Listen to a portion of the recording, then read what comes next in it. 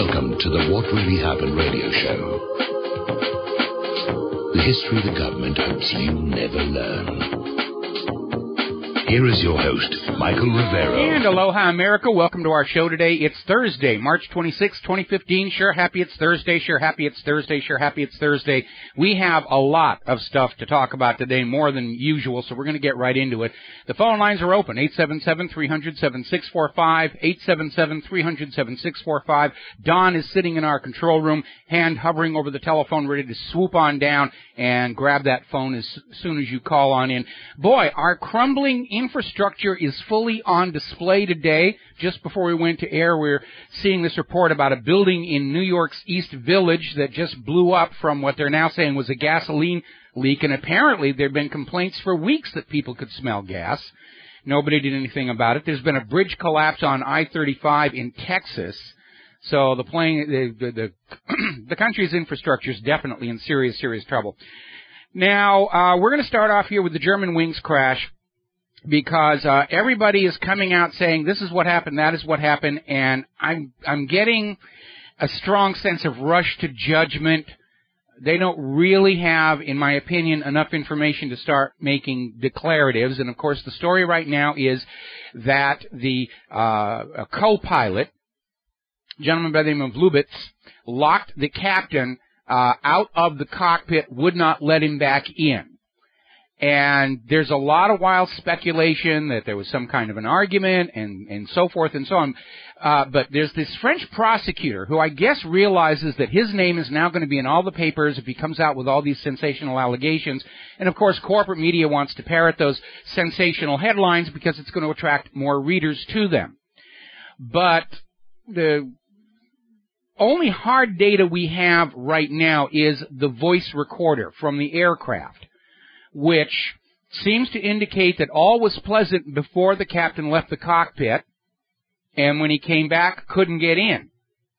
Now, they're trying to claim that this Lubitz was conscious and in control of the aircraft because supposedly they can hear him breathing on the cockpit voice recorder, but he's not talking. He's not saying anything whatsoever. Well, he could have suffered a stroke or some other mechanism where he lost consciousness and was not responding. We don't know, is what we're saying here. And Fox News earlier today was taking the data from Flight Tracker 24 and saying this proved the autopilot was put in a descent mode. No, it doesn't, because all the data you get from Flight Tracker 24 is the return from the aircraft's encoding altimeter. And it does not include any information about the configuration of the cockpit controls. Now, remember, early on they claimed they found the digital flight recorder, then they came back and said, no, they found the outer casing, but the innards were gone, and they still haven't found those. So the actual configuration, the actions of the controls in the cockpit, if we are to believe what we're being told, that they have not found that digital flight recorder, we don't really know.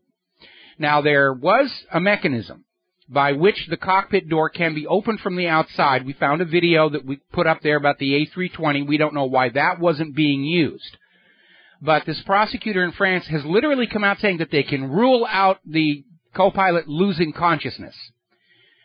In looking into his background, the first reports came out. He had a girlfriend he was very happy with. He was delighted to have this aviation job. Looked like everything was okay. Then later in the day, they came and said, oh, he was suffering burnout. He had suffered depression early in his flight training. He had to take a hiatus from his flight training because he couldn't handle the pressure and all the rest of it.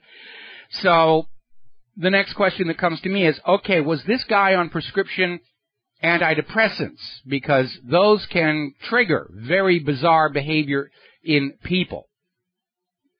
And it just feels like there's this rush to judgment, and it just doesn't feel right. It's starting to remind me of Egypt Air 990, which was a plane that crashed out in the Atlantic and was immediately blamed on a suicidal pilot. And then evidence surfaced later that the plane was carrying a cargo from the U.S. to Egypt that a third party did not want delivered. There was also a huge number of high-ranking Egyptian military personnel as passengers on the plane. And what really raised the question mark was that after the plane had crashed, They contracted with this European deep salvage company that specializes in toxic and radioactive cargoes to go down and remove something from the wreckage of the plane. So it just feels like there's a rush to judgment to blame this guy and say it was a suicide. And the evidence isn't there to support that. Based on the available evidence, at least what's been made public, we don't know. We just don't know. And now they're talking about cockpit security and 2 people in there and should the doors be reinforced and all the rest of it. But it feels like, it just doesn't feel right to me. It just really doesn't. All right, I'd like to talk about Airbuses and suicidal pilots and prescription psychiatric medication all day long. There's certainly enough information there. But obviously the big news is that last night Saudi Arabia started bombing Yemen. And this is just cranking up to be a new Middle Eastern war. The Saudis are bombing. They have 15,000 troops on the border ready to walk into Yemen. And Obama has authorized logistical and intelligence support and deployed the U.S. military to protect Saudi's border from Yemen. And now we are hearing that 2 U.S. warships, the USS Iwo Jima and the USS Fort McHenry, are now on standby in the Red Sea, ready to intervene. So, looks like major war is breaking out, and the White House is still claiming that the previous intervention in Yemen, which kicked out the old government, put in a U.S. puppet, was a resounding success, even though they're having to go back into Yemen one more time, slap the Yemen people around and say, look, you will accept your U.S. puppet rule. You're not allowed to leave. Once you're conquered, you stay conquered. By the way, they're calling this Operation Decisive Storm. Meanwhile, Saudi Arabia has imposed a blockade, a naval blockade on the Red Sea Strait. Iran is condemning the military action. Russia is saying, look, let's give diplomacy a chance on all of this, but the war hawks are out in full force. All righty, let's see. Let's grab a couple of phone calls here. Keith in Montana. Aloha, Keith. Welcome to the show. What's on your mind? Well, now, you changed 2 subjects on me, so I got 2 comments for you, and I'll do it fast. All right. The first one is back on that plane issue. I'm wondering if just allegedly, if it was suicide, you know, there's that movie called The Exit Point. I can't say the explanation on that, but anyway, it talks about how people, ex-postal workers, stuff like that, they walk in, they start killing all their former employees, blah, blah, blah. Well, if that's the case and they hype this gun shooting in America so bad, why don't they start banning planes? Well, you know, you raise a good point, and the question I have from all these postal shootings is, were they also on prescription antidepressants? Because all of this stuff, postal shootings, strange suicides, mass shootings, domestic abuse, just exploded through the ceiling at the same time these prescription antidepressants really started hitting the U.S. market. And something like 20-25% of Americans are now on these things. And we have seen the per capita incidence of violence just explode in this country. And I understand the economic pressures are going to lead to that. But these are dangerous medications. But the pharmaceutical industry is just absolutely protected by the U.S. government. And if they're going to go with this story that this co-pilot on this plane was suicidal, the next obvious question we should all be asking is, was he on prescription antidepressants? Because if he was, maybe instead of mandating 2 people in the cockpit at all times, they should say flight crews are not allowed to take these medications. Would simply make sense to me. All right. Okay. And then summarizing that then, like I say, if a gunman shoots 4 or 5 people, well, that's one thing. But like say if an airline pilot takes out 150, you'd think that they'd just start banning planes. But anyway, now back to Yemen. I was noticing on the Centers of Jewish Center for Peace and stuff like that, they were really hyping the fact that Iran is the major influence in the area. But the whole thing, it seems like, comes down to that Strait of Hormuz and the oil shipment from Saudi Arabia and the millions of barrels daily that absolutely. That is the prize, controlling the Straits of Hormuz, the Gulf of Aden. And maybe it's a backdoor to war with Iran. I don't know. Keith, got to let you go. Thank you for the call. We got to take a break for commercials. We'll be back with another phone call after these few words. Aloha, America. Welcome back to the show here. And I'm getting all kinds of emails about this German Air A320 crash here. Apparently, Rush Limbaugh is suggesting, theorizing, hypothesizing, guessing, that the co-pilot, Lubitz, was recruited by a terrorist organization and that this was actually really a terrorist organization. Now, you need to remember, there is a system on the Airbus 320 that allows the cockpit door to be opened from outside. Little keypad, little number code, everybody's memorized.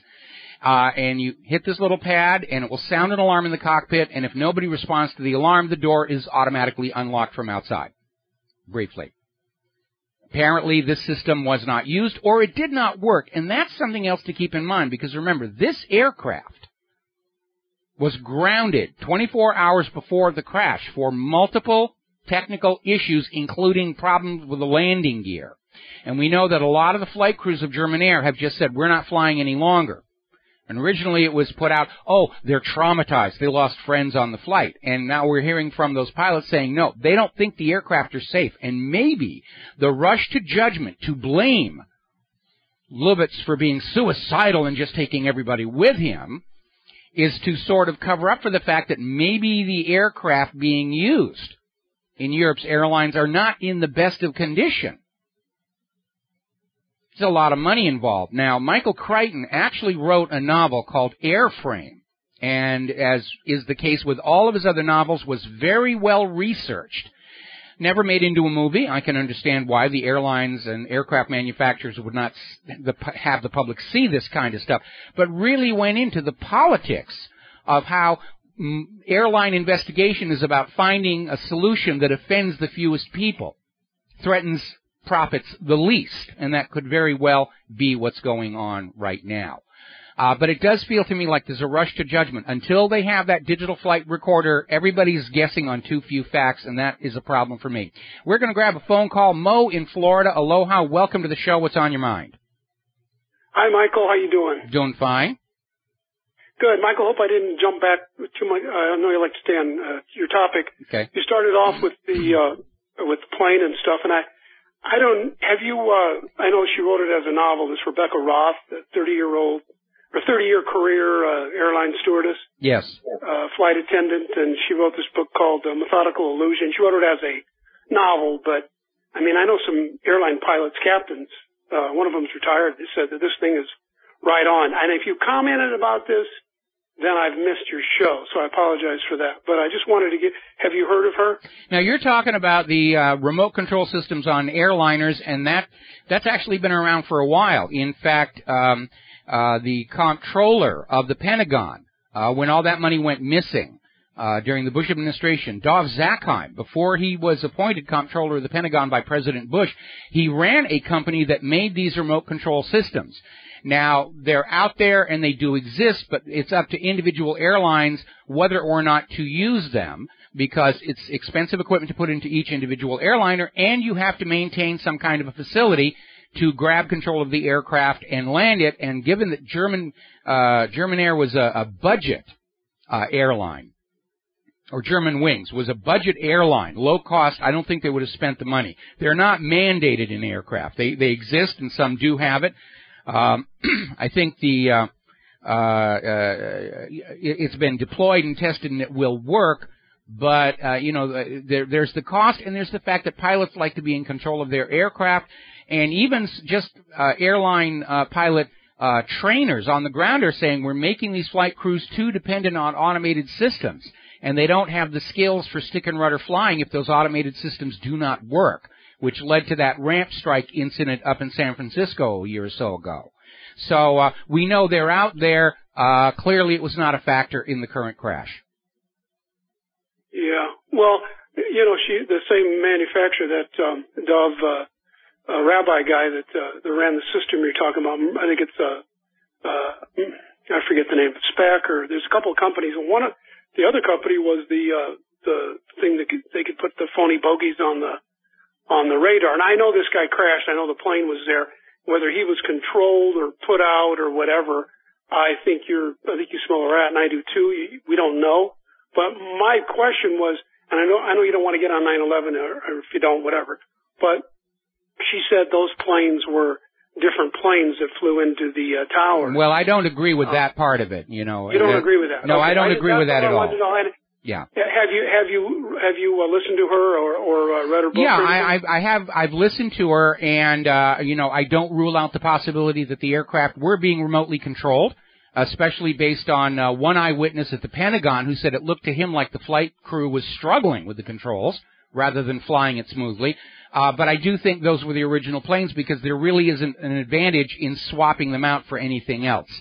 And again, we do know these systems exist. All right, so thank you very much for the phone call. I'm going to let you go. We're going to grab one from Dustin in New Jersey. Aloha, welcome to the show. What's on your mind?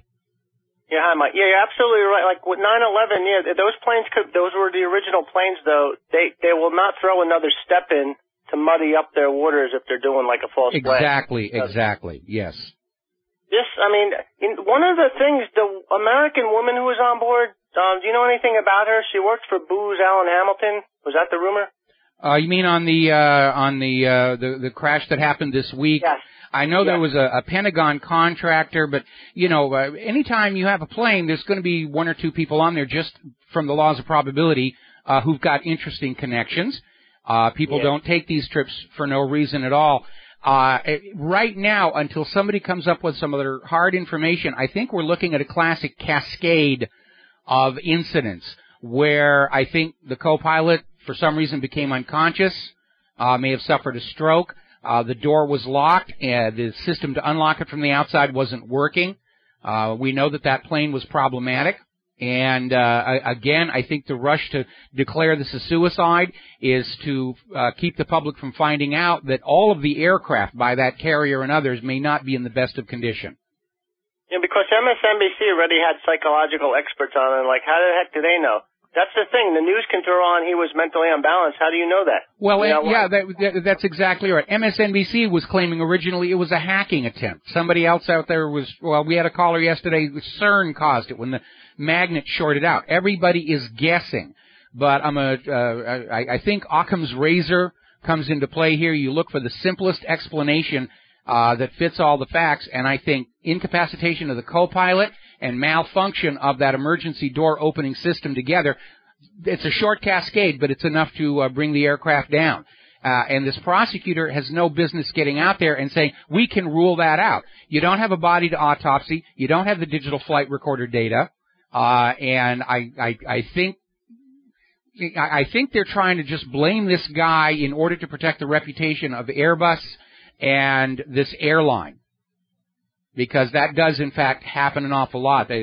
All of these air disaster investigations, they're always... Yeah, there's a lot of stuff. Okay, there's just a lot of stuff going on with the chess pieces being... Okay, we got to take a break. We got to take a break. All right, thanks an awful lot. We'll be right back. Aloha, America. Welcome back to the show. And wrapping up on the Germanwings flight here, there's a lot of noise out there. A lot of people are just guessing. We don't really know. We don't have enough information, but there's a lot of dust being thrown up there. Somebody just sent me a link to an article claiming that fighter planes were seen following this passenger jet, and that may have been the case after it departed its cruise altitude. We know that supposedly there was an article yesterday saying that witnesses on the ground saw an explosion in the air and smoke trailing from the plane before it crashed.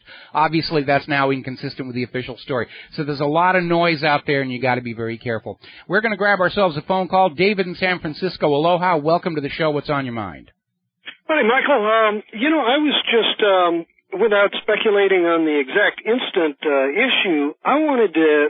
Do you remember, right after 9/11, the airline industry was given a $15 billion grant to install these robotic air control systems. And if I remember right, they were called Global Hawk. And so if there was going to be a hijacking, all of a sudden ground control could take control of the plane, and the hijackers would be, flailing at useless instruments. So they were given $15 billion that autumn. Within a month or so of the incident happening, that money was handed out. So I've been wondering for the last 2 years since these, you remember the Malaysian Airlines disappeared, right? Yes. And so these, that should have part of that system, part of that $15 billion grant was so that they would have every kind of chip on that plane so that every satellite would know where every plane was at every time. And well, but you see, the thing is, the system has never been implemented. First of all, I don't recall that it was $15 billion. And we know with government spending that money, the grant could be given and it gets spent on R&D and executive salaries and nothing real gets accomplished. But as of right now, there is no mandate for these aircraft to have remote control systems. The pilots don't like them. The airlines don't like them because they're expensive. Somebody has to maintain a remote control facility staffed with pilots ready to step in at any given time. And I don't see it. I don't see it as being a factor in the German wings crash. And but it's the expense of it that gets me, because we the taxpayers paid for this, and it's not happening. Okay, well, hang on. Let me respond. We the taxpayers paid for the R&D, but it would be up to the individual airlines whether they wanted to spend the money to actually put the boxes inside the individual aircraft. I mean, after TWA 800, and they tried to blame fumes in the center tank, the U.S. government issued an order, to have ventilation and other safety devices added to the plane, but the cost to actually do it went onto the airlines and aircraft manufacturers. So no. This money was given specifically because they said they had it in place. In fact, if you I'll tell you what. Why don't you send me some supporting material on that, because your understanding of Global Hawk isn't lining up with mine. And I did a little digging into this thing, and remote control systems for passenger airliners have been built and developed, but they have not been implemented, is my understanding. So, and again, I don't see it as being a factor here. So thank you very much for the phone call. We're going to let you go. And at this point, it is obvious that there's a great deal of noise being made around this. And together with this rush to judgment to blame a suicidal pilot, and they're already out there saying, well, he may have seemed happy and content with his new job and his new girlfriend and, his parents and everything this feels like it's being manufactured to me. And again, based on the available information that has been allowed out, there isn't enough information to come to a definitive conclusion. If I were in charge of this investigation, I'd be saying, we just don't know yet. We don't have the digital flight recorder. We don't have an autopsy, whether they can even get one on the remains of that co-pilot to find out if maybe he'd lost consciousness. We don't really know. The facts that we do know is the cockpit voice recorder does capture the captain trying to get back into the cockpit, but the co-pilot doesn't say a single word. And that, to me, suggests unconscious rather than simply having gotten into a fight with the captain, which didn't happen. Before the captain left the cockpit, everybody was just talking normally. That's what we're getting. And it just feels like the rush to judgment feels wrong. Now, enough about the aircraft flight, because we need to get back to World War III cranking up over there in Yemen. Apparently, Egypt is leaping on board the dogpile on Yemen. They're backing Saudi Arabia in this bombing campaign. And what's really going on here is very, very simple. The U.S. intervened in Yemen, got rid of their government, imposed a U.S. puppet regime, declared it a huge success of American foreign policy, and gosh darn, those people of Yemen decided they were going to kick their U.S. puppets out, just like the Iranians did in 1979, and the Iraqis are trying to do now. And so the U.S. and its allies are having to re-invade Yemen to reassert imperial control. And the corporate media is going to tell, they're rebels, they're Houthis, they're bad people. Anybody who resists U.S. dominated rule, they're the bad guys. No, they're not. They just want their country back. And once again, Putin is out there trying to tamp the violence down, saying nationwide dialogue must replace military actions in Yemen. So that's what's going on here. Now, we're actually seeing from the White House, not the Congress. Congress is all ready for war. They want a war with anybody so bad they can taste it. And I think we ought to parachute them all onto the front lines right now. But the White House is beginning to cool it on a couple of fronts. First of all, the White House is apparently genuinely working for an agreement on the P5+1, pulling back from Iran, which has got Netanyahu angry and Congress angry at the White House. And now Obama and the State Department are saying, all right, we understand the European Union doesn't want an outright war in Ukraine, so they're starting to pull back on that and say we got to come to some kind of an agreement with Poroshenko because Ukraine is falling apart. Poroshenko is already arresting his own ministers. There's a purge going on right there. So, meanwhile, oil prices rose 6% following Saudi Arabia's bombing of Yemen. And again, the point of Yemen is it overlooks and controls the Straits of Hormuz. It is the tightest of bottlenecks for oil tanker shipments. Whoever controls that strait is in a strategic advantage. And that's really what the issue's been all along, making sure that the U.S. and its allies are controlling that sea lane of communication here. Now, over in Kuwait, because of what happened in Yemen, and apparently because Kuwait's government is very concerned that the Kuwaiti people are sick and tired of a U.S. puppet rule, they're intensifying their security at oil facilities. Now, here's another story, and we need to pay attention to it. Israel's nuclear backlash. And what it has to do is this little argument that has emerged from the White House, between the White House and Netanyahu, resulted in the U.S. government declassifying a 1987 report that confirms not only is Israel a nuclear-armed state and has been since the 1970s, that the U.S. actually actively helped them develop nuclear weapons of mass destruction, including hydrogen bombs. Now, the American corporate media has not been paying attention to this because they're not supposed to put out anything that Israel doesn't like. And Israel's trying to maintain nuclear ambiguity. We're poor, helpless victims. Iran's going to get a bomb. They're going to attack us. We're all going to die in flames. Obviously, if Israel does have between 200 and 800 nuclear warheads, which is the current estimate, Iran is not a threat to them. What Israel really wants is an Iran that is disarmed and wide open to intervention, if not outright invasion. But this Pentagon report, WR-1584, Critical Technological Assessment in Israel and NATO Nations, goes in and confirms Israel is a nuclear-armed state. It's now officially confirmed. We'll have more about this when we come back from these commercials. And aloha, America. Welcome back. And before we went to commercial, I was talking about this little tit for tat that's going on in this kerfuffle between the White House and Tel Aviv, in which the U.S. government has now declassified a formerly top-secret memo, 386 pages, which says Israel is a nuclear-armed state, has been since the 1970s, and the U.S. government helped them build nuclear weapons, including hydrogen bombs.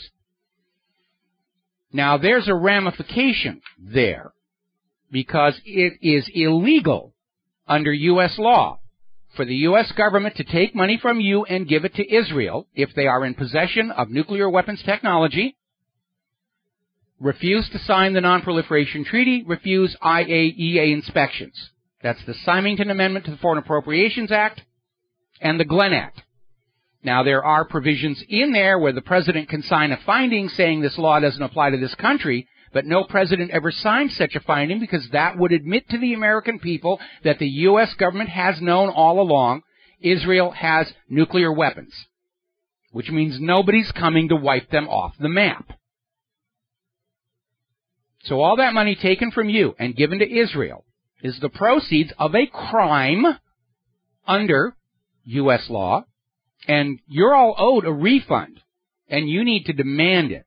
Now, before we go to this next phone call here, I was noticing on Fox News, the situation in Yemen, they're trying to drag Iran into it. Over at Fox News, whenever they talk about the people in Yemen, it's always prefaced by Iranian-backed. Saudi Arabia is bombing the Iranian-backed Houthis, the Iranian-backed rebels. They're trying to spin it. Oh, they're bad people. No, they're just people who want their country back from foreign puppet rule. Perfectly reasonable thing for them to do. All righty, we're going to grab ourselves a phone call here. John in Barbados. Aloha, John. Welcome to the show. What's on your mind? Hello, Michael. Welcome to Thursday. Yes. Yeah, I just want to correct a point. The straits are the Bab el-Mandeb Straits. This is between Djibouti and Yemen and leads from the Gulf of Aden into the Red Sea. If that is closed, goodness gracious me, they're all going to have to go around the Horn of Africa or the other way, across the Pacific. It's crazy. So, I mean, that's the reason for this nonsense in Yemen. We know what it's all about. And the reason that Egypt wants to intervene is because if that's closed, then the currency that they earn in the fees for the Suez Canal will dry up completely. So, yes, I mean, Egypt does have an iron in the fire. Wait a minute. I disagree. I mean, if the straits down by Yemen were closed off and ships couldn't get past there, that's going to double the traffic going through the Suez Canal. I don't know that the Suez Canal can actually handle that volume, as old as it is. No, Michael, your geography is wrong. The Suez Canal starts at the top of the Red Sea, and this completely blocks access into the Red Sea. No, the Suez Canal connects the Mediterranean to the Red Sea, doesn't it? Yes. Okay. And this blocks the bottom end of the Red Sea, which means that there can be no traffic. Okay, John, I think you're the one who's not looking at the geography just right, because if they can't get into the Red Sea with their tankers past Yemen, they can still get into the Red Sea from the Mediterranean coming down the Suez. Okay? They can't come round from the Saudi oil ports in the Gulf, round and through the Red Sea and through the Suez Canal. That would block that route completely. Yes, you can get into the Red Sea, but you can't get into the Gulf of Aden or the Indian Ocean. That would completely block traffic. That would mean... Well, they'd be going around the Horn of Africa, which is a rough proposition. There's no question about that. But that's one of the many factors involved with Yemen. But the other part of it is right now that since the end of World War II, the United States government has followed a foreign policy of going into other people's countries, kicking out the government, putting in puppet rule, and just expecting everything to go hunky-dory. But unfortunately, over the last few years, as the people of the world realize this is what's going on and why their countries are in such trouble, more and more of these people in these countries are standing up and saying, no, I refuse to follow a government that is a puppet for a foreign power.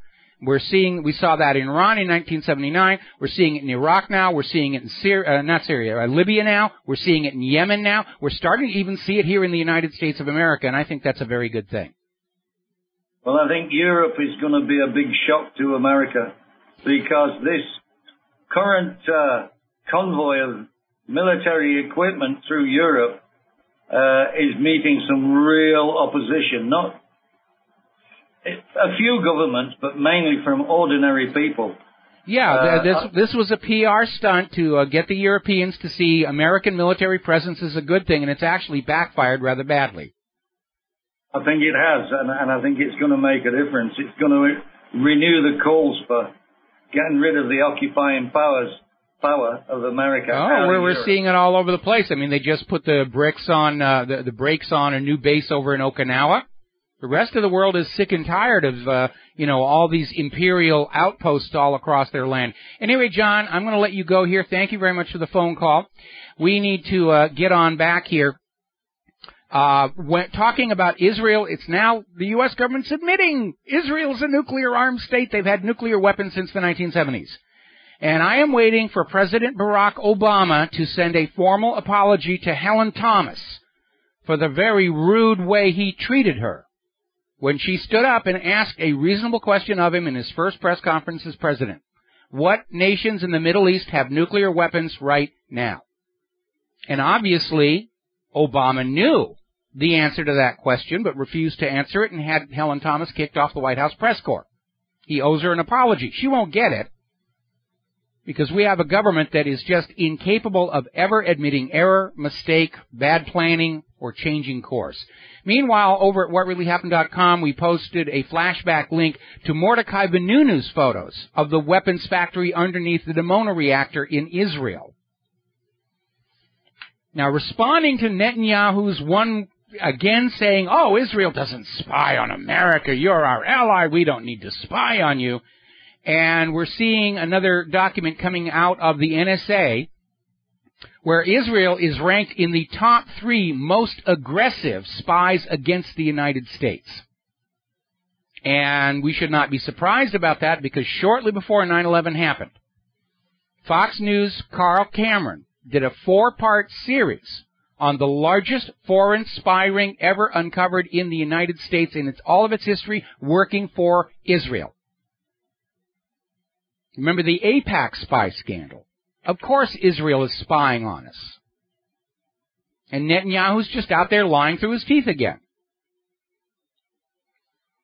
Now, down in South America, Great Britain is claiming that they're worried that Argentina is going to re-invade the Falkland Islands backed by Russia. I don't think Russia's going to get involved, other than to say, let's talk this out, which has been their modus operandi so far. Apparently, major protests over in Spain regarding a plan to start repatriating many of the immigrants who have flooded in, since the EU mandated an open borders policy, and all these immigrants are pouring in, and they're causing serious economic upheaval. And Spain is saying it's time to start sending them back home. And, of course, the European Court of Human Rights is saying collective expulsions is a violation of this and that. It does appear that there has been an agenda to destroy the national identity of sovereign nations by just pouring in immigrants from other parts of the world, so that you no longer feel a sense of cohesive community or a national cultural identity, part of that whole Agenda 21 New World Order, no more nations, just one single planet living underneath one single privately owned central bank. Now, partly in response to Putin's rising reputation as a global statesman, propagandists here in the United States are saying that they're not getting enough money to put out propaganda to demonize Russia. No, actually the problem is nobody's believing the propaganda demonizing Russia any longer, because it's coming from a government that has lied to us about too many things to ever be taken at its word ever again about anything whatsoever. All right, we got to take a break for our top of the hour news, and we will be right back. Aloha, America. Welcome back to the show here. Hour number 2. The phone lines are open, 877-300-7645, 877-300-7645. And during the news break, I did go back and look at the maps, and I did misspeak. I had confused the Straits of Hormuz with the Gulf of Aden. But I still maintain that control of that access way from the Gulf of Aden to the Red Sea is a major reason the U.S. has sought to maintain control over Yemen, and if that access way were closed, it would seriously disrupt world oil supplies. But you could still have Saudi Arabia sending some of their tankers from within the Red Sea north to the Mediterranean through the Suez Canal. So it is a complicated issue, and they don't want anything to upset the flow of the oil going around there. So, John in Barbados, you were right to call me on that one. All right, we're going to grab ourselves a phone call. John in Chicago, aloha, welcome to the show. What's on your mind? Good afternoon, Mr. Michael. Now, I didn't listen to the first hour. I'll get it on the archives. But regarding the pilot that crashed the plane? We've been told, yes. We think we've been, well, and again, I'm getting all my news from RT now. I haven't even watched CNN or Fox, so I have no idea what they're saying. But what's being presented, I hate to think that they come up with something, the psychological profile of anybody. I mean, we've always been worried in the quote-unquote liberty, patriot movement, whatever. Oh, you're 9/11 truther, you're this, that, and the other. Whatever they're going to do with this. Oh, this 28-year-old guy, he left for depression for 6 months. He comes back. What compels this guy to crash an airplane into the French Alps and kill 150 people? Prozac could do it. Prozac could do it. I mean, seriously, if we're going to accept their official story that this guy had mental illness, and somehow was given control of a cockpit anyway, despite that. The next obvious question is, was this guy on prescription psychiatric medication? Because we know that those medications can trigger very bizarre behavior, and that question needs to be answered. But and I was surprised. Did you hear anybody? Did anybody run with hey, what was his religion? Did he convert to Islam recently? Oh, yeah, well, apparently Rush Limbaugh was trying to plant that one earlier today. And that's what really bothers me about this German Wings story, is too many people are out there making too many assumptions on too little hard information. And it doesn't feel right. And, I would like to wait until we have more hard data to look at it, because right now it doesn't feel like we're seeing a news report, we're seeing an ad campaign. And, again, the agenda very simply could be say, all right, it was a suicidal pilot so that we don't have to admit to the world that all of these airliners we're flying around here are old, past their prime, poorly maintained. And again, we have to look at all those German Wings flight crews who have now quit and said they won't fly anymore. And at first they were saying because they were traumatized, they lost friends on the plane, and now we're hearing from those flight crews, no, they don't trust the aircraft. They don't think they've been taken care of. And this plane that crashed in the Alps only 24 hours before had been grounded with multiple technical issues, including a problem with the landing gear. And it could very well be, there was originally report that they'd found the digital flight recorder. Then they came back and said, well, we only found the outside case and the rest of it's missing. What if the digital flight recorder was actually found and showed multiple malfunctions on the systems, on the aircraft? And, but again, we don't know. Okay. All I know is, all I know is, all of this story about suicidal pilot and everything is coming out of the French government, and it's not supported. I mean, and this prosecutor came out and said they can rule out a medical crisis on the part of the co-pilot. They don't have enough information to do that. Because they don't, and they're going to run back and interview family members and try to trace his steps, and if any. See, it's like I said, the whole world, Mike, is under pressure now. The financial collapse, it's all over Europe. The austerity will come to the United States. They'll start taking our pension funds. World War III is right here. And you just talk to somebody in passing and you express a worry, and then somebody just goes, gee, I wonder if this guy is really, he's suicidal and he'll take 100 people with him. And like I said, the whole world feels the pressure. And RT, I want to say, as good as they are, I don't trust them either, because they keep running with the story. Everybody in their own country who expresses quote unquote nationalism, they're a neo-Nazi. It's so stupid. The neo-Nazis, you're telling me the people in Kiev are neo-Nazis and the United States is supporting neo-Nazis. Neo-Nazis want to kill their own fellow population. If that's what a neo-Nazi is, I can't say that Hitler went around in Germany and said, hey, we're going to take over the whole world. I'm the second coming of Napoleon, and I'll kill you if you don't go along with me. I don't know. But everybody who has a national identity, the Greek people, the Eastern Ukrainians, everybody's a neo-Nazi. And it's like America's going down the tubes. We're in the liberty movement. We don't want the Jeb and Hillary. We don't want the cookie cutter power. We're done with this stuff. All of a sudden, the label. Let's think about I'm trying to talk to the neocons about the Shia-Sunni thing. What's going on in Yemen?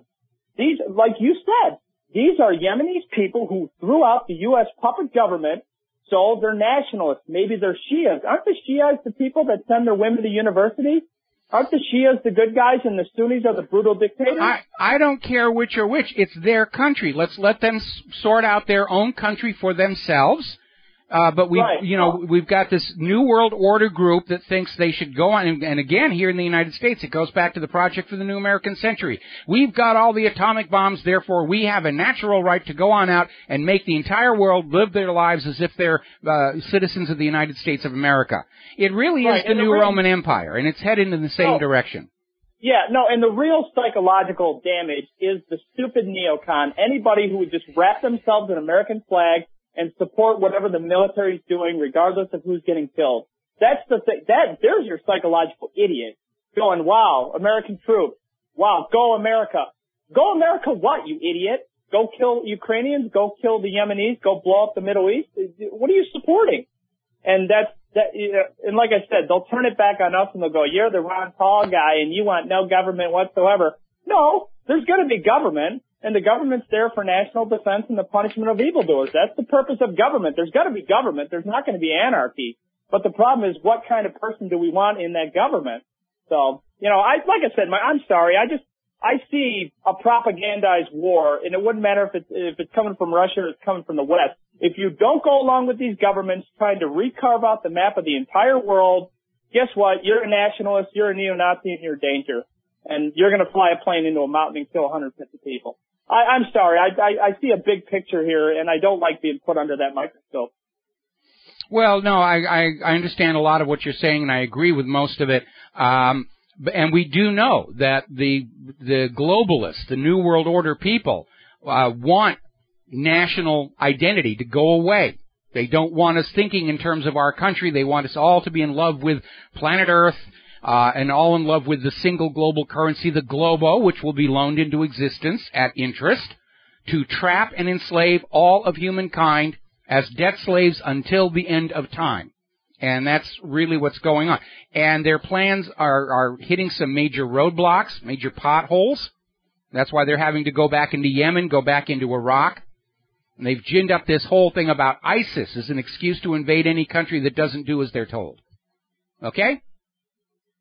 Themselves in the foot, too, because as much as they wanted to finance their buddies to move along with the New World Order agenda, now they've got to pull funding from some of those people, and nobody knows who's going to get stabbed in the back. So, yeah, there's a lot of infighting going on, and their plans are hindered. I agree with you.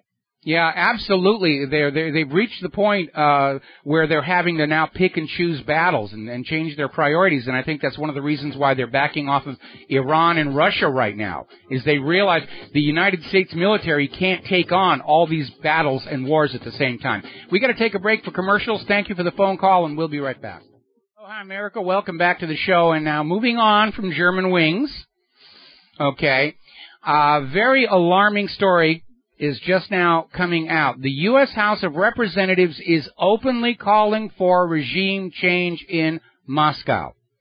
As you know, the House overwhelmingly voted to supply lethal weaponry to Kiev. Veto-proof majority. If the Senate does exactly the same thing, I think we ought to take all those members of Congress who think war with Russia is a good idea and parachute them into Moscow right now. It's very easy for them to be splendidly brave when it's the lives of other people's children on the line. But it's very, very clear that the U.S. Congress is not thinking in terms of the best interests of the United States of America or its people. They're thinking about war is good business. We have lots of stock in General Dynamics and all these other weapons companies. We'll be rich if we can get a war going. Over in Uganda, the U.S. Embassy is warning of a possible terror attack. They've canceled several public functions that were supposed to take place, and they're warning U.S. citizens to just be careful where they gather. Apparently, we've done something to annoy the people of Uganda now. Down in Mexico, farm workers have gone on strike. Millions of dollars worth of crops are rotting in the fields because they're not being harvested. Up in Montreal, protests against austerity. Over in Cyprus, they stoned the bank on the anniversary of the bail-ins, broke the windows with rocks. Another story we put up at whatreallyhappened.com, basically saying at this point, everybody understands the U.S. stock market is being rigged. They're not sure how, but it's so obvious that stock prices are completely disconnected from the economic realities in this country. Rigging is the only remaining possible explanation. South Korea is going to join the Asian Infrastructure Investment Bank now. Another key U.S. ally signing on board this China-backed investment bank here. Meanwhile, further complicating the situation in Ukraine, Moody's has now downgraded Ukraine. Outlook is negative, high possibility of imminent default. European Central Bank, IMF, have been pouring money into Kiev, trying to keep this war to reconquer the eastern Ukrainian republics going. Kiev's out of money. So is Greece. Their public treasury is expected to run out sometime next month. The European Central Bank is placing severe restraints on Greek banks to try and impose capital controls, keep what money is still in Greece still there to be plundered and looted. More and more Greece is looking at the Cypriot or Argentine scenario of simply walking away and defaulting on their debt. Now, here in the United States of America, the stock market had a little bit of a down day today. It wasn't too bad. It actually started further into the red. The futures on the Dow were minus 157, and it opened low, and it got closer to break even, but still ended in the red. But we're seeing an article coming out of whatisyusa.info saying that the U.S. stock market remains in a negative trend. And there was another article that we put up at whatreallyhappened.com saying the numbers may look like they're growing until you realize that because of inflation, the numbers are going to grow without increasing value. And if you were to reprice the stock market in gold, it's actually been in decline since the beginning of the millennium. It's all funny money game playing here. Initial jobless claims dropped again last week below the dreaded 300,000 level. We're already hearing allegations that the so-called birth-death model correction is seriously off. And it's a reminder that all of these official numbers that we get are not real metrics. They're not accurate measurements where they actually go out and say how many jobs are created. They're all statistical guesswork, and they're all biased to provide the government with the best possible view of things to keep you all happy, complacent, serene in your home. Now, over in Hollywood, there's been a long, ongoing controversy regarding a gentleman named Kononi, who is himself personally fairly wealthy, and he has, mostly out of his own pocket, been running a homeless shelter in Hollywood. And Hollywood didn't like that because they're a tourist center, and they don't want the homeless to be there for the tourists to have to see. We go through the same thing here in Hawaii, where they're always chasing the homeless out of Waikiki and downtown area and just shoo them off into the jungles. And apparently, Hollywood paid this man $4.8 million to surrender his property and finance moving all of the homeless people he was taking care of to Florida. So there's plenty of money there to, get them out of there, but not enough money to help these people back into the system. Anyway. Now, getting on to the Clinton campaign aiming for 2016, Judge Napolitano's out there saying Hillary conspired to evade the law and broke the law. This is in response to yesterday's announcement from Larry Klayman, where they have filed RICO charges against Hillary and Bill Clinton and the Family Foundation over this email scandal. This is coming out of Freedom Watch, which is the new organization Larry Klayman started when he left Judicial Watch, which is still doing good work even in his absence. Now, according to an article in The Guardian, they're pointing out that Hillary Clinton and Edward Snowden broke the exact same laws in their handling of classified information. But because Snowden was out there pointing out how the government was doing bad things, he's a wanted man. They want to put him in jail, or worse. Hillary broke the exact same laws, but she was doing it for her own personal gain, political and economic. But that's okay in Washington, D.C., so they're not going to investigate. And that shows you just how corrupted Washington, D.C. has become. Meanwhile, over at the FBI, Director James Comey is lobbying Congress to pass laws that will absolutely forbid any secure communication among Americans. And he's come up with one of these fanciful 24 hours type scenarios. Let's say we found the cell phone of a kidnapped girl, and if we can't get in there, she's going to die.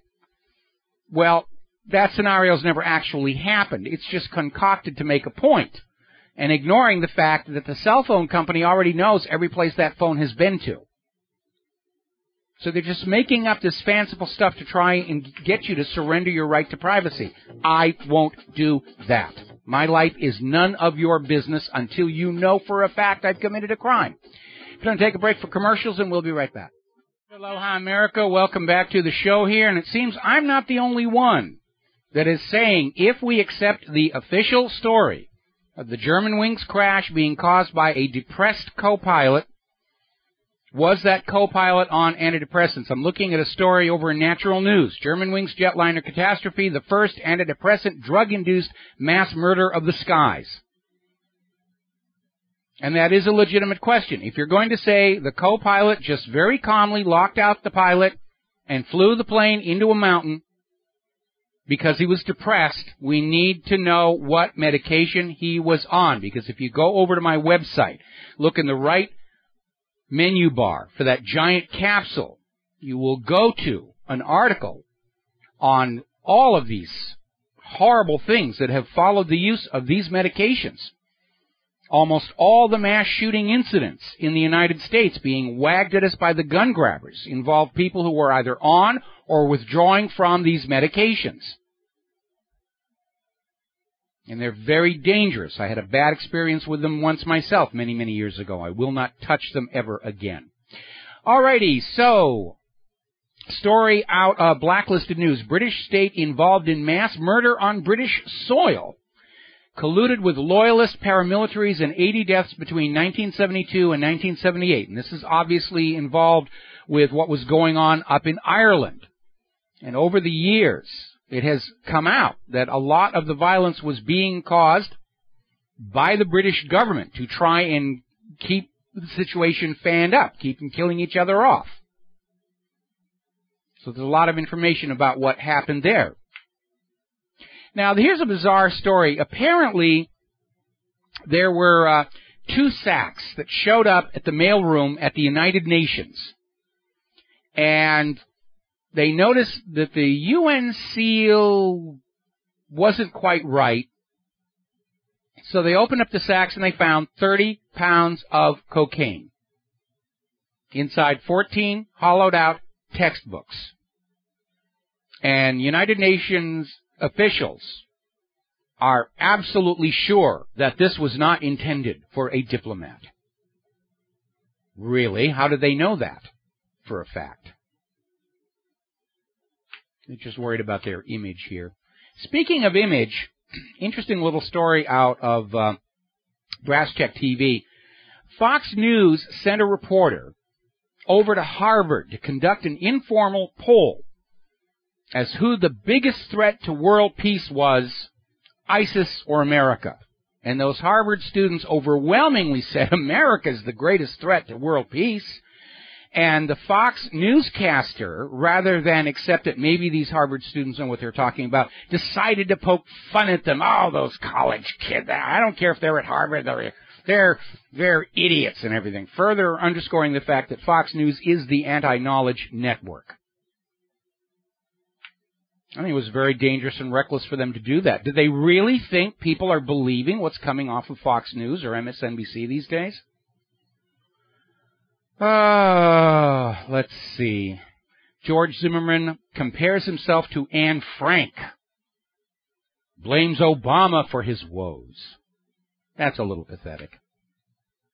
Now then, a story over at freejahar.net. It's a website that was set up for this. Dzhokhar and Tamerlan Tsarnaev are innocent. And on top of that, I just got another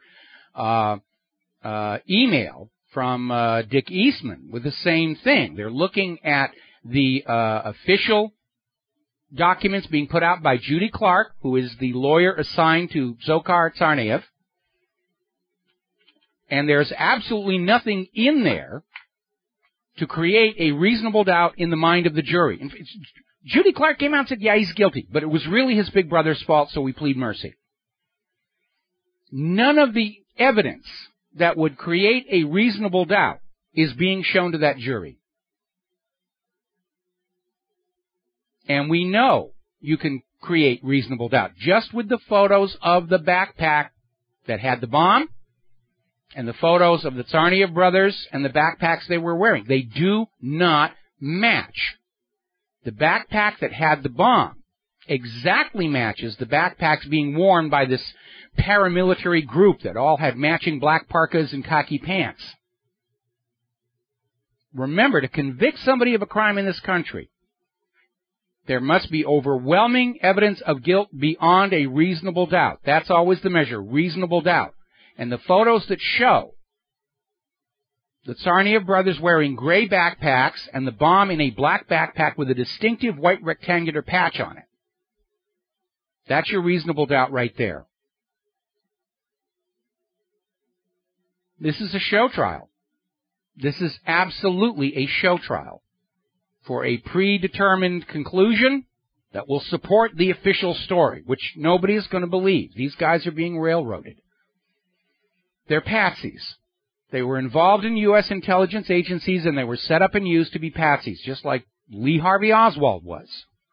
And for those of you listening to this show who are connected with the intelligence services, you might want to remember that at any moment, your handlers, if they need a convenient dead body, could choose you.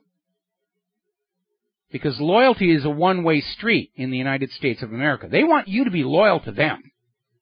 They don't have to be loyal to you. They serve a higher, more noble purpose of American empire. I get a lot of emails from people saying, you should be more loyal. No, I prefer to think of myself as a person of integrity. And integrity and loyalty are exact polar opposites, because loyalty is doing what you're told regardless of whether it's right or wrong. Integrity is doing what's right regardless of what you're being told. I'd rather be a person of integrity than be seen as loyal to anybody or anything here. Getting on to the story of police violence, we've been hearing about all the people wrongfully shot by the NYPD, especially at that horrible shootout at the Empire State Building. But apparently, according to statistics, Philadelphia police shoot and kill people at 6 times the rate of the New York Police Department. There's a new Justice Department report about the use of deadly force by the Philadelphia police officers. And we're seeing all these numbers bandied about how many Americans are wrongfully killed by the police. And the numbers are all over the place, and I don't think we have them all, because police departments aren't going to want to report this. They don't want you to know that you're actually at a greater risk of being killed by a cop than by a criminal. Now, down in Colorado, the police will soon face a new law that can fine them $15,000 for trying to stop ordinary citizens from taking video of the police out in public doing their job. I think it's an important first step.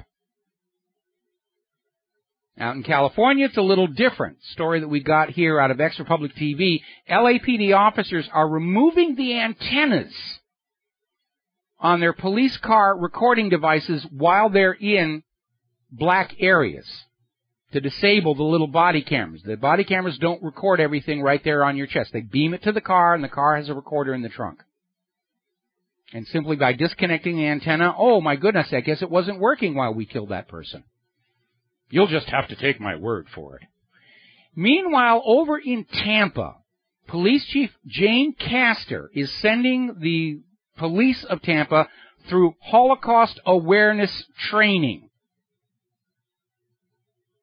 centered on the new Florida Holocaust Museum. How is that going to make these officers more effective crime fighters? Got to take a break for commercials. We'll be right back.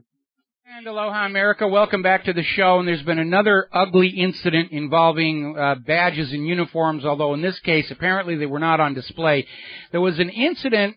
It actually happened back in March 2012, but it's gone to court now. And it basically involved Border Patrol agents giving chase to a car in which they suspected there was an illegal immigrant. And there was a high-speed chase, and they put out a spike strip to bring the car to a halt. And apparently they walked up to the car, fired a taser at the driver, and the car exploded, killing the driver. Now, according to the lawsuit, the Border Patrol agents were not wearing any identification. They were in unmarked cars. The driver did not know who they were. Could have been drug criminals. And they are faulting the Border Patrol agents for not smelling the fact that there was a can of gasoline in the car that had tipped over during the chase. But what really nailed these Border Patrol agents is they all had fire extinguishers in their car, and they did not take any steps to try and put the fire out. It was all captured on video. So, good news for those of you on death row down in Texas. Texas has finally acquired a new supply of the drugs needed for lethal injection. Apparently, a local compounding pharmacy put it together, but refuses to have their name made public. This story actually made the corporate news. Apparently, the U.S. Drug Enforcement Administration has been hit with a scandal where their agents in another country, which is not being named, were guests at these sex parties with prostitutes funded by local drug cartels over several years. 10 agents are involved, an assistant regional director and 9 special agents. Had the parties at government-leased headquarters. Some of the agents were given money, expensive gifts, and weapons from the drug cartel members. These are the people who are supposed to be protecting America from the evil scourge of illegal drugs. And they were out there having a wild old time there. So let's talk about human-caused global warming. As you heard on the SRN Newsbreak, and they're talking about this big vote-a-thon that's getting ready for all the amendments on the spending bill that they're going to try and vote through tonight. And the guy was saying, well, we've got a forecast for snow this afternoon in Washington, D.C. This is spring, both by the meteorological and calendar definitions of spring. We are into spring, still getting snow. Story out of Gothamist.com. Anyone care for another dash of snow? And saying, yeah, there's going to be more snow through the weekend there. Cleveland area looking at rain, snow, and falling temperatures. It actually dropped temperature here on Oahu today. Heavy snow moves into Metro Buffalo. Snow falls over Pennines and Yorkshire with more unsettled weather to come. This is in Great Britain. So much for the Carbonazzi saying, well, it was only the northeast of America that got all the snow and ice, and every place else is just roasty toasty. Non-snow and cold weather, tornado warnings in Oklahoma. They've had a whole bunch of them there as well. And, of course, the Carbonazis are saying, well, the tornadoes are proof of global warming because, you know, hot weather is what creates, hot temperatures create extreme weather. No. A temperature differential does, and you can get serious monster storms as much by upper atmosphere cooling as by warming of the ground. And the proof of that is in the gas giant planets in the outer solar system that have storms the size of our entire planet at hundreds of degrees below zero. Another article coming out from Stephen Goddard WordPress pointing out that all these recent reports about how the Arctic ice is at a record low are just a bald-faced lie. We pointed out the other day how the current Arctic ice is much more thicker and wider than it was in 2006. And basically, Goddard's got the data out there saying that the Arctic Sea ice has been increasing regularly every year, 2005, 2006, 2007, 2011, and starting to pass other years. And the corporate media is out there absolutely convinced that they can tell you the Arctic ice is at a record low because you can't go up there and check for yourself. This gets us back to Ted Cruz, whose qualifications for U.S. president are already in doubt because he was born in Canada. And they're trying to say, well, natural born has never been legally defined, therefore it can be whatever it says it's going to be. No, it isn't. Natural born is obvious in its meaning, and the intention of natural born is obvious in the Constitution and what the Founding Fathers intended. They're trying to weasel word it so Ted Cruz can run. And apparently Ted Cruz, along with out there saying he's going to steadfastly stand with Israel, and if you don't stand with Israel, I won't stand with you, which is just fine because I want to keep my wallet.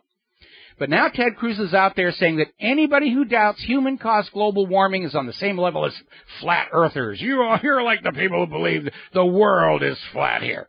And when they have to resort to this kind of ad hominem attack, it's basically a flashing neon sign. They know the science didn't work out. They know that none of the dire warnings and predictions from back in 2000 of snowfalls being a thing of the past, of coastal areas flooding, of polar bears going extinct, none of that came true. Ted Cruz is out there saying, if you doubt human-caused global warming, you believe the world is flat. No, Ted. That's not even a legitimate argument. And it tells us that if he's willing to resort to these kind of tactics in his campaign, think what kind of a president it tells us he would be. Now, Japan got $1.63 billion from a climate change fund to fight climate change. Apparently, they've been using the money to fund coal plants in Indonesia, India, and Bangladesh. This according to a report out of Associated Press. They took all that money and they did all, we're going to fight global warming, and they're setting up coal-fired plants. So let's talk a little bit about Monsanto. They're back in the news yet again. Monsanto got hit with a fine over that incident where wheat farmers in the Pacific Northwest discovered that their supposed to be organic natural wheat had been contaminated with pollen from an unapproved GMO wheat grown in test fields several states away. Now, Monsanto has had to pay $2.4 million to reimburse the farmers for their lost crops because nobody will buy those crops from them.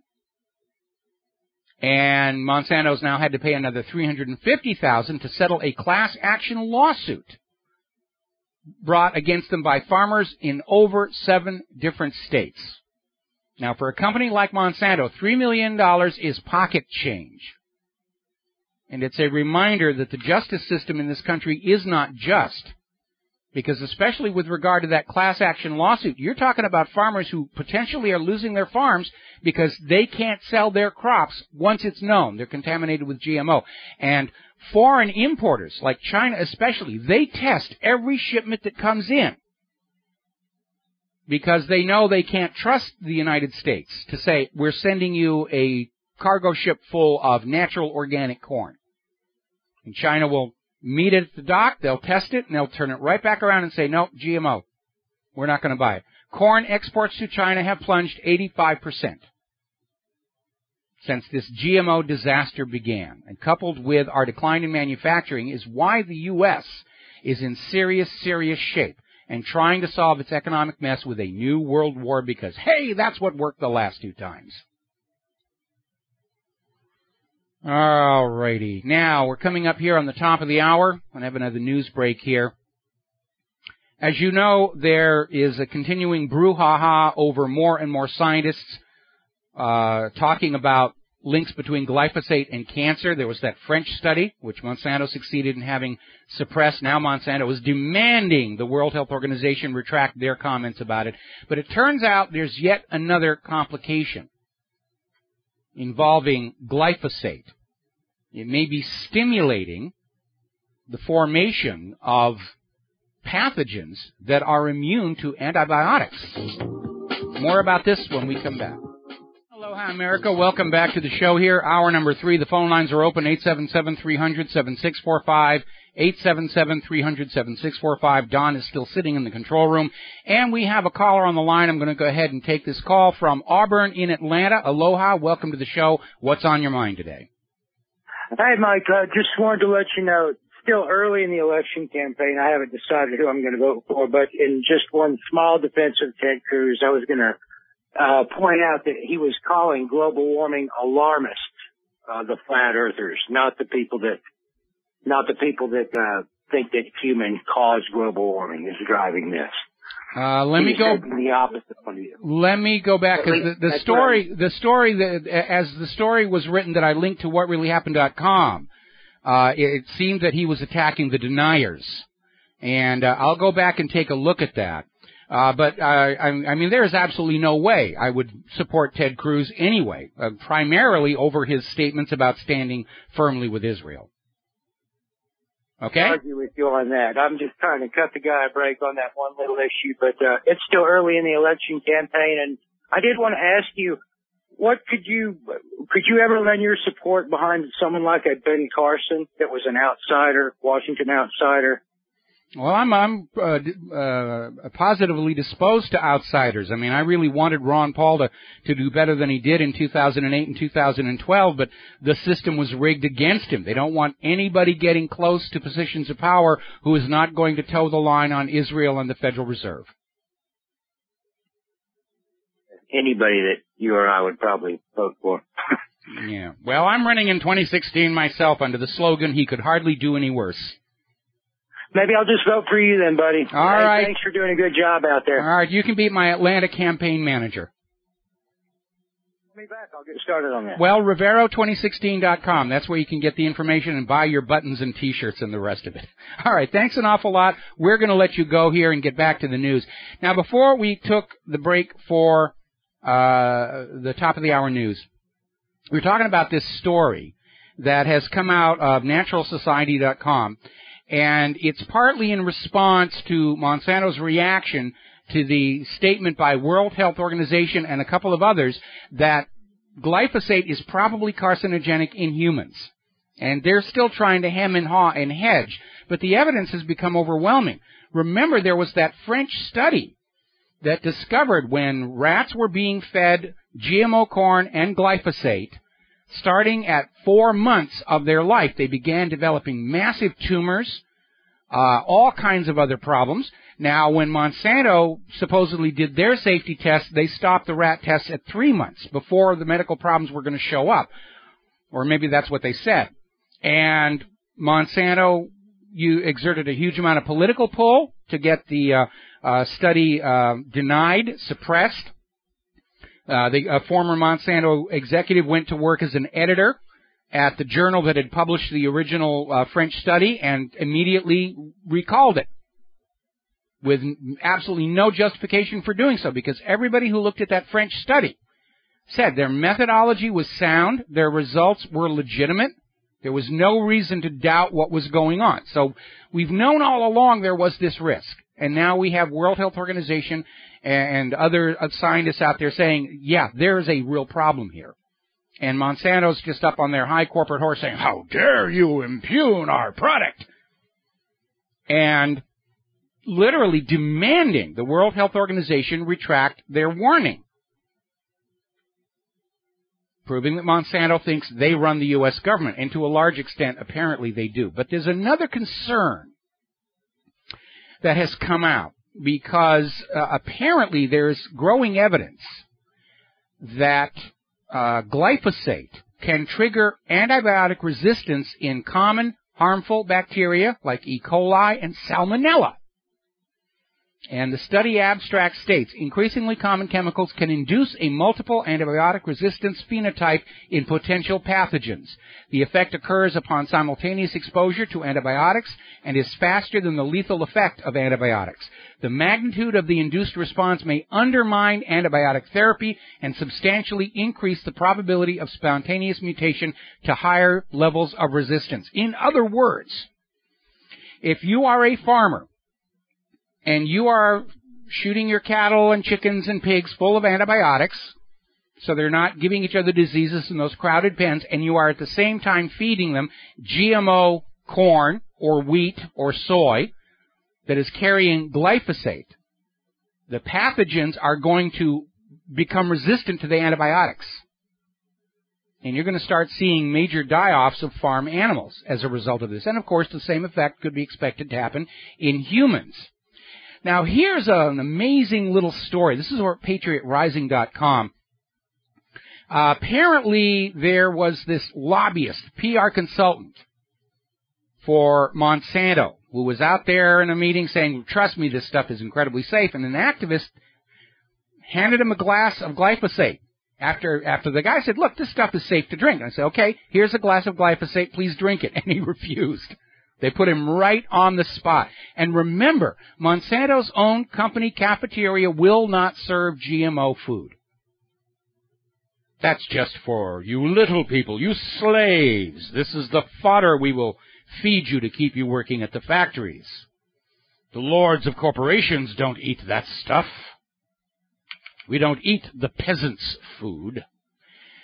Which gets us back to the story here on Maui, which is starting to get real ugly. Now, on the last election, there was a referendum overwhelmingly passed on Maui, banning any further experimentation with GMO crops on Maui. The GMO people love to come out here to Hawaii, not just for the surfing and the string bikinis. Because if they make a really bad mistake, it's contained. We're out here in the middle of the Pacific Ocean. They don't think it'll go anywhere else. If Cornzilla stands up and starts stepping on buildings, the mainland is safe, they think. So this referendum was passed, and Monsanto immediately went to court to get a temporary stay. And they found a judge who said, yeah, we're going to stay this new law while we evaluate the situation. And that meant that the GMO companies could go on planting experimental plots of unapproved GMO crops on the island of Maui, which is a threat not only to the health of the people of Maui, it's a threat to the biodiversity of the islands. And there was supposed to be a hearing this last March 10th to settle the issue. And there's been a change in judges, and the new judge has come in and said, well, there are 2 state bills that are under consideration by the legislature in Honolulu, and they will impact this decision, so we're going to put this case on hold, another delay, until those bills pass. Sounds reasonable until you realize that neither one of these bills is going to come to the floor this year because they have failed to meet some technical requirement to be brought to the floor. And so we're talking about at least another year that the GMO is going to continue on Maui despite the expressed will of the people who actually live there. Now, out in California, as you know, they have a very large wine industry, which is also under threat from the water shortages there, which are being caused by collapsing aqueducts and fracking contaminating aquifers. But there's been another problem with the California wine industry. They've been made the victim of a hoax that the corporate media just ran with without double-checking their facts. When we come back from these commercial breaks, we'll talk about the great California arsenic hoax story. Aloha, America. Welcome back to our show here. Now, out in California, there was this story that was sent to the media that tests had shown California wines contained dangerous levels of arsenic. And it was a sensational headline, and the corporate media, which loves sensational headlines because they'll build readership, ran with it. And there was a lawsuit involved that was out there saying, we're suing the California wineries because of arsenic contamination.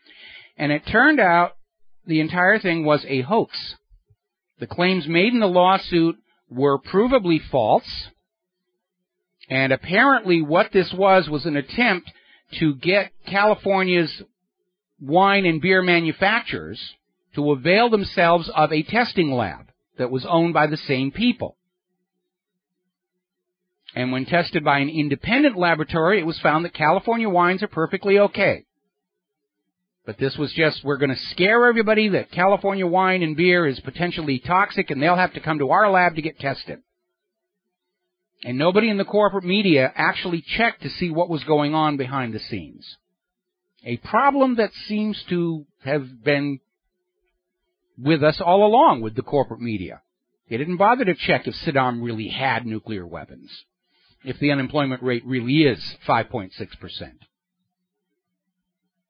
If the world really is warming, and so forth and so on here.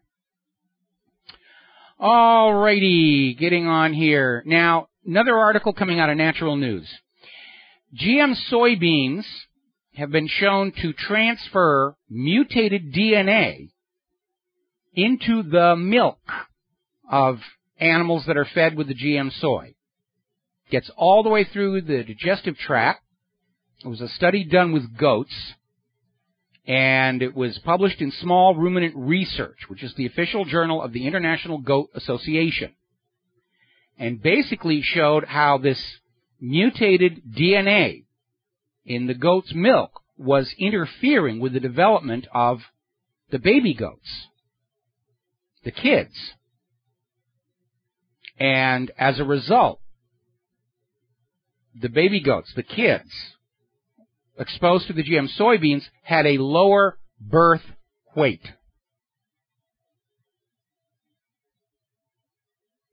And apparently even getting past the placenta, which is supposed to protect the baby from bad things in the mother. So there's more evidence that they're tinkering with the code of life itself, and they're being very reckless about it. Genetic technology is the most dangerous technology we have ever messed with. It's far more dangerous than nuclear power. Because once you make a mistake in DNA, it's out there and it goes everywhere. You can't stop it. You can't recall it. If you make a mistake in a designer gene, you can't issue a recall and they bring the gene back in and they get a new patch put on it. It's everywhere. When they were first starting to harvest and save natural varieties of plants, there were scientists who went up into the mountains of Mexico to get samples of the native maize, corn, to preserve, and discovered, much to their shock, that even these remote plants had already been contaminated by modified DNA. It's everywhere. I mean, Monsanto's official position is if you have this little buffer zone around your farm field, that you will be safe from contamination. This incident with the wheat, where these farms in 7 states were contaminated, tells you that buffer zone is a complete joke. This stuff blows everywhere. And I keep thinking back to the research done on that epicite gene.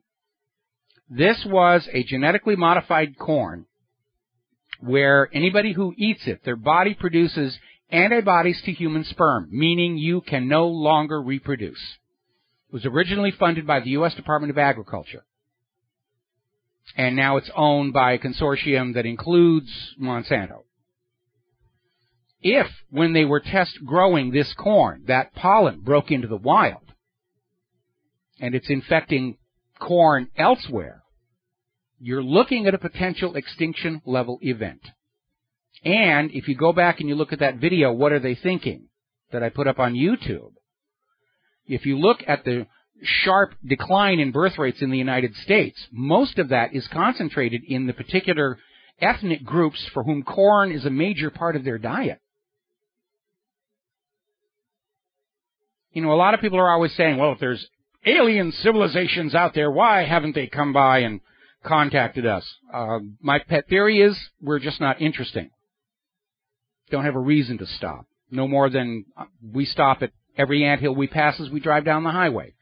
But it may be that every intelligent technological civilization reaches a point in their evolution where they start playing with their own code of life, and they make a mistake.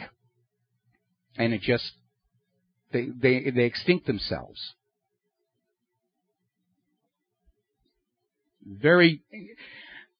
And I'm a big science buff, but the way science is handled in our country these days, where it's just rushed on out there to maximize profits, whether it's pharmaceuticals or computer software and hardware and GMO technology, it's very reckless, it's cavalier, and there are not proper safeguards on any of these. If anything, the government's gone the other way. We will protect you from civil litigation. And if the epicite gene does break into the wild, Civil litigation is the least of our problems. Now, over in Pakistan, police have started arresting parents who refuse to allow their children to be vaccinated with a vaccine that's already known to be causing an epidemic of paralysis. And they're literally taking parents and putting them in jail until they say, yes, you can stick that needle in my kid. And a significant number of those kids are then coming down with this paralyzing disease, which is a lot like polio, but they keep saying, oh, it's not polio. So this is a polio vaccine, so you can't be getting polio. Yes, you've got all the symptoms, but trust us, it's not polio. Another story out of Natural News. Family receives $2 million damages from the vaccine court. Corporate media will not report it.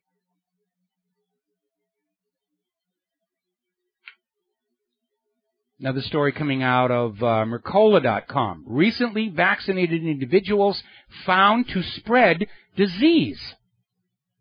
Anytime there's a measles outbreak or something, they say, oh, it's the unvaccinated. They're the ones spreading this thing. And then you find out 80% of the kids who got the measles had the vaccine.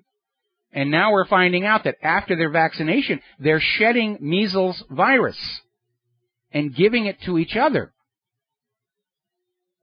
Over at Johns Hopkins, they have a patient guide for immunocompromised patients, those under cancer treatment, saying you cannot bring a recently vaccinated kid into this room or the patient will die. It's all driven by money. We'll be right back. Aloha, America. Welcome back to the show here, and we're going to talk a little bit about Fukushima. It is, without a doubt, the world's worst nuclear accident. Could have been avoided if the decisions on safety systems had been taken out of the hands of the money junkies. And before I get into what's going on at Fukushima, I need to remind everybody of this story. There are numerous nuclear power stations in Japan along the coast. And Japan has a history of quakes and major tsunamis. And one of those power stations was at a place called Onagawa. Still is. That's the key point. And there was this story about this engineer who was in charge of the building of this place, who absolutely fought a one-man war to keep the safety systems where they should have been all along. And his management opposed him, and everybody said, you're wasting money left and right. Had a very high seawall, emergency generators up on stanchions in case the area got flooded, and Onagawa survived the quake and tsunami. Now, the other power stations, including Fukushima Daiichi, the money junkies got hold of those decisions and said, we don't need that tall of a seawall, and we don't need to spend the money to put the emergency generators up high. We'll be just fine. And there's still the possibility that Fukushima Daiichi may have been infected with Stuxnet, which was in the area at the time. So Fukushima Daiichi melted down. True China syndrome. The remains of the reactors are down in the ground.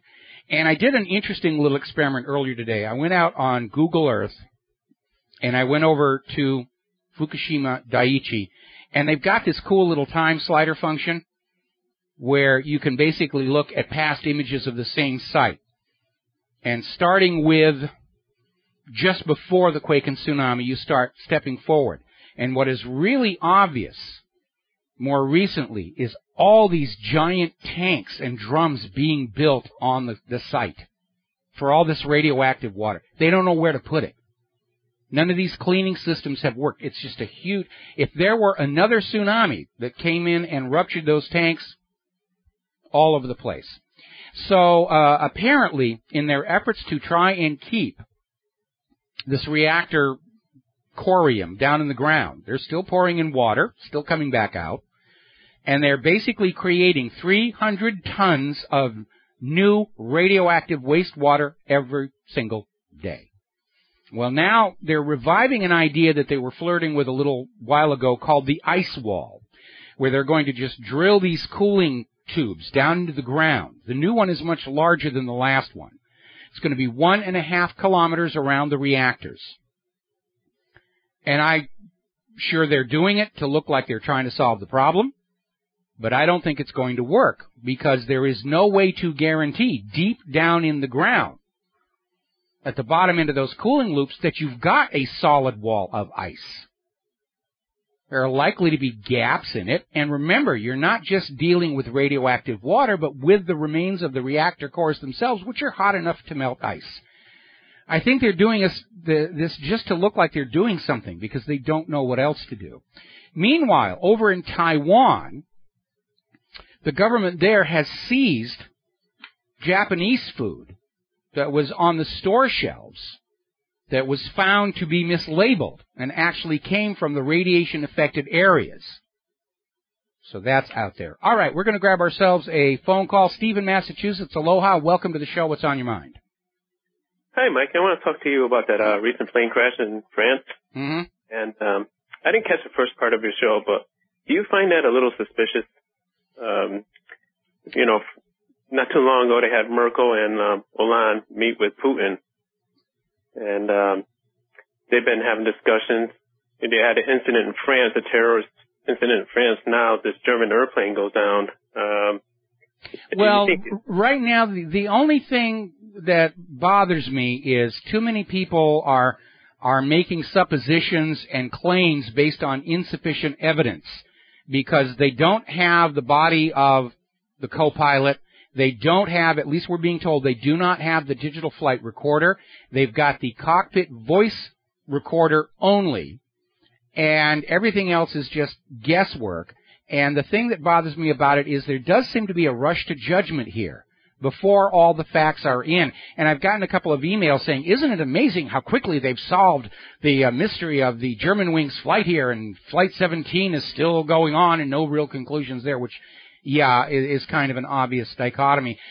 Something that really weirded me out was how the White House literally issued a statement within hours of the crash saying that they knew for a fact it was not connected with terrorism.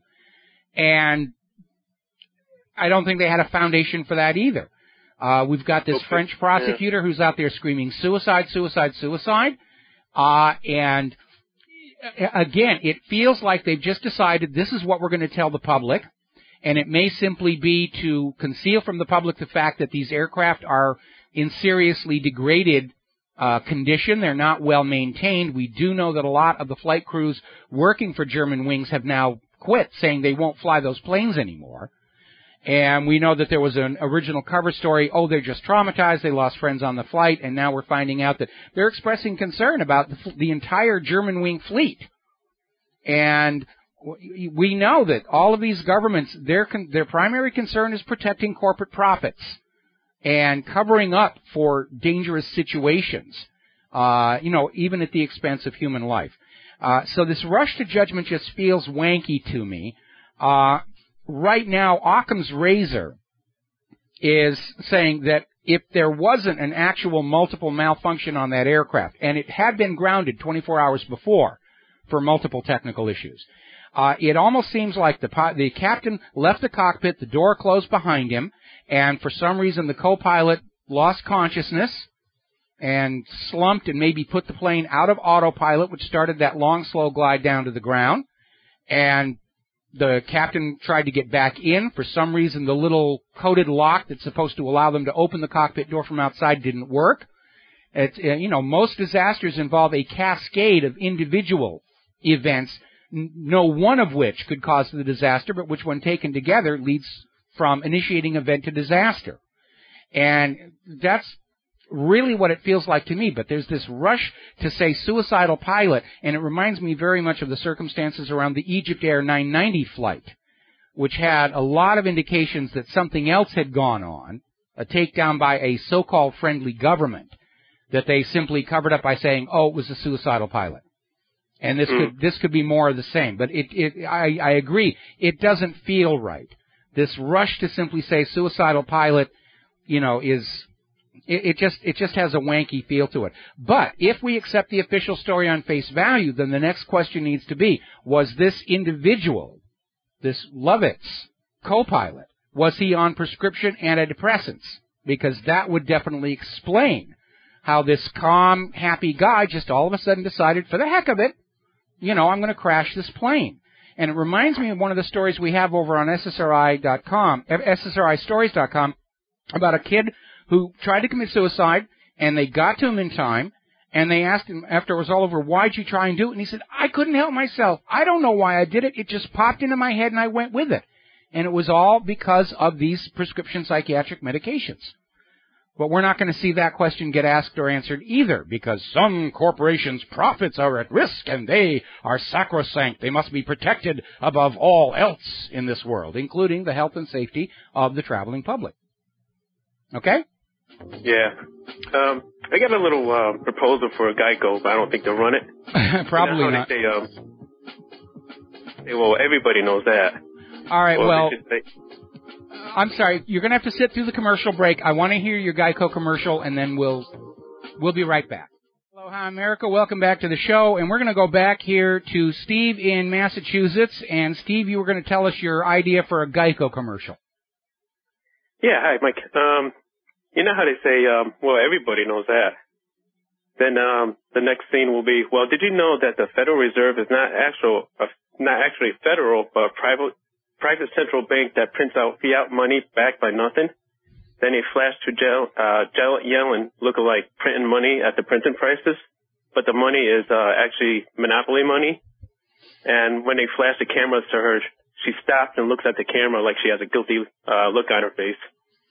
Well, I certainly agree with the sentiment, but as somebody who worked in producing TV commercials for a lot of years, it's not going to have the humorous impact that some of these others that they do. And I love Geico. Geico's a dream client for anybody producing commercials, because they come in, give you money, and say, do something wild and wacko, and they just let you go. I remember when I was working for Robert Abel & Associates, our dream client was TRW. Every 6 months, they'd come in with a big stack of money and say, do something wonderful, and then they'd go away. And they just let us do whatever we want, and we won awards with all this stuff. Geico's a great company if you're in the business producing TV commercials. I'm wondering if there's a way to make that a little bit more elegant. But the Geico commercials work because of the humor, like the one with Pinocchio. And I think my favorite of the current ones is Words Really Can Hurt You, and they have that ersatz scene from the Western movie where the girl is saying, Jesse, don't leave me. And he rides out, and his head slams into the end, and he falls on the ground. I think that's precious. Okay? Worked anyway was nobody probably knows who Janet Yellen is. That also would be an issue as well. All right, Steve, I got to let you go. We're coming up here on the end of the program, and I only have a couple more stories I need to get to.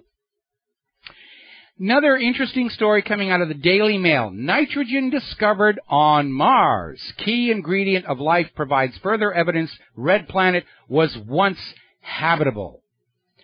And we're seeing more and more of these coming out here. The more, this is over in Investment Watch blog. The more scientists learn about Mars, the more intriguing the Red Planet becomes as a potential haven for primitive life in the ancient past and perhaps even the present.